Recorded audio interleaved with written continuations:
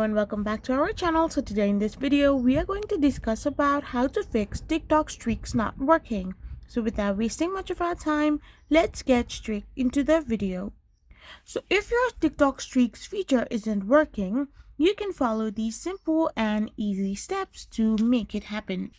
So first of all, you need to check if you have the feature or not. This limited rollout feature came in 2024 and may not be available to all the users yet. However, you should make sure both you and the other person you are streaking with have the latest TikTok version and assess the feature. So you should also confirm eligibility as you must exchange at least one message every 24 hours via TikTok DMs to maintain the streak.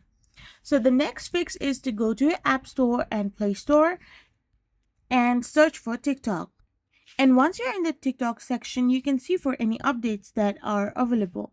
So if there are any updates, please do update your TikTok as well and let your friend update it as well.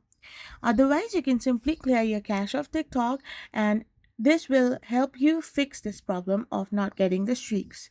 I hope you found this video helpful, so don't forget to hit that subscribe button and do give us a thumbs up. We will be back again with more informative videos. Thank you for watching.